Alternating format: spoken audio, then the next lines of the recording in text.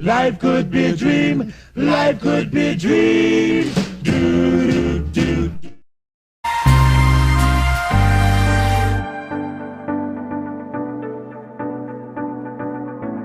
Assalamualaikum warahmatullahi wabarakatuh.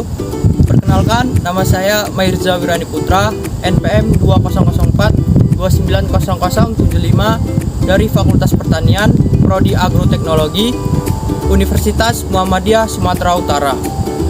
Di sini saya akan melakukan pengamatan tentang kelapa sawit untuk memenuhi tugas akhir praktikum TBT kelapa sawit dan karet.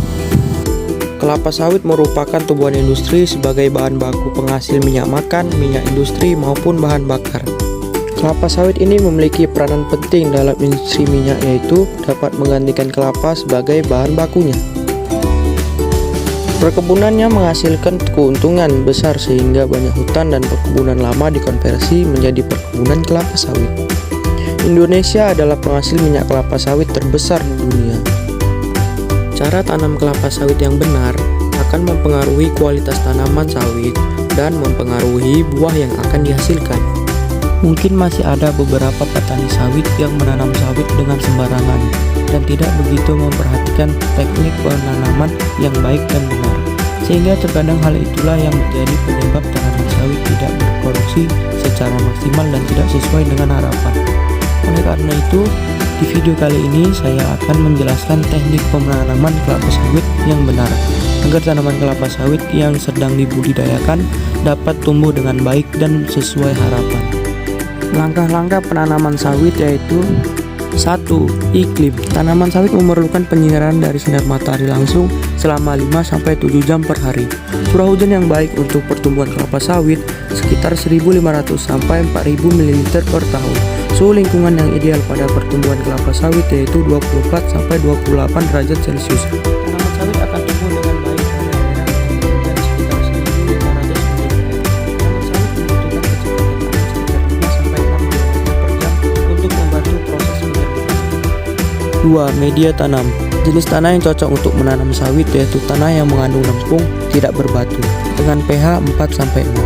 Tanah untuk menanam sawit harus memiliki aerasi yang baik dan subur. 3. Pembibitan.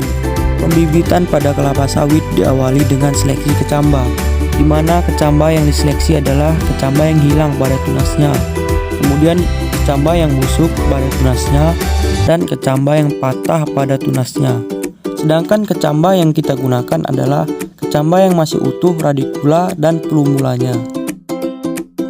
Kemudian kecamba direndam dengan fungisida dengan bahan aktif antrakol sebagai antibodi terhadap jamur.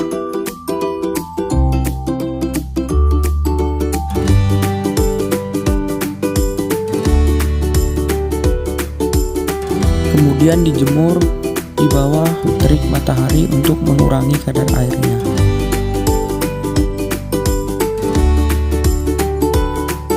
Kemudian penanaman benih. Sebelum penanaman benih, kita harus mengetahui radikula dan plumula pada benih kelapa sawit, di mana posisi radikula dan plumula menentukan titik tumbuh kelapa sawit, di mana plumula menghadap ke atas dan radikula di bawah. Plumula mempunyai ciri sedikit lebih pendek dibandingkan radikula. Plumula berwarna putih bersih dan halus, sedangkan radikula berwarna sedikit kecoklatan dan lebih kasar. Jika penanaman plumula dan radikula terbalik, maka bibit tidak akan tumbuh. Untuk media tanam, di sini menggunakan topsoil 0-30 cm, di mana topsoil ini memiliki daya meloloskan air yang tinggi dan memiliki kandungan organik. Kemudian diisi ke dalam polybag dengan ukuran 15x23 cm dengan berat 1,5-2 kg topsoil.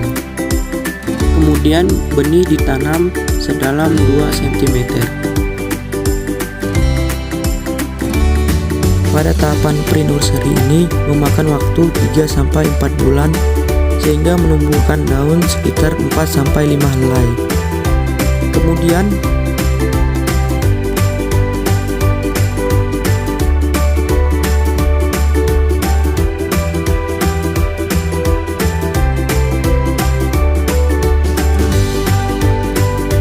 Setelah tahapan pre-nursery, kemudian bibit akan direplanting ke tahapan menursery, di mana tahapan menursery ini memakan waktu sekitar 9 sampai 11 bulan.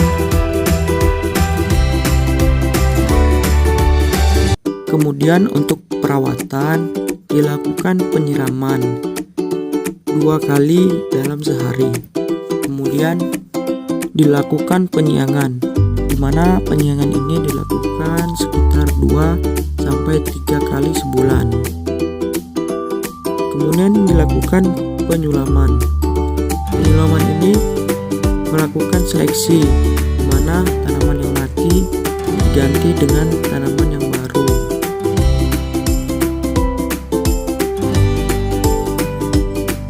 Kemudian dilakukan pemupukan sesuai dosis yang diperlukan.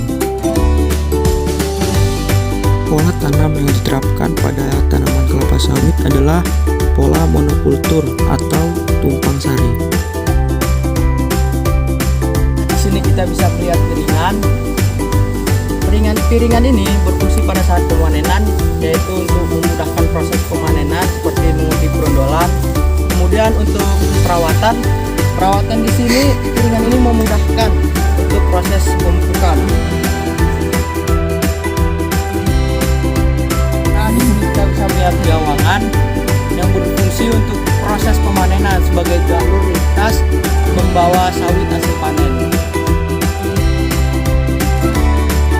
Nah, di sini kita bisa melihat gawangan mati, di mana gawangan mati ini digunakan untuk areal pembukaan kelapa sawit yang telah mati dipotong. Baiklah, di sini kita bisa melihat bunga jantan pada tanaman kelapa sawit yang tidak menghasilkan buah. Kemudian kita bisa melihat bunga betina, di mana bunga betina ini menghasilkan buah sawit. Nah, di sini kita bisa melihat buah sawit yang masih muda dan belum bisa kita panen. Baiklah, di sini merupakan dampak gejala serangan dari serangga kembang tanduk Origines rhinoceros yang merupakan hama bagi tanaman sawit tersebut.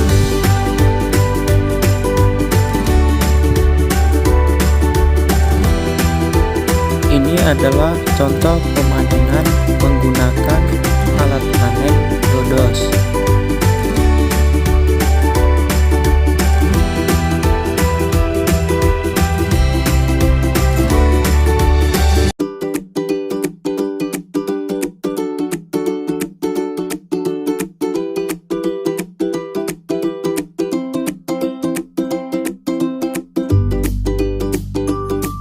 Demikian video dari saya, lebih dan kurang saya mohon maaf. Wabillahi taufiq wal hidayah. Wassalamualaikum warahmatullahi wabarakatuh. I'm an icon, man. And my girl about a 10. I should fuck her in the Benz.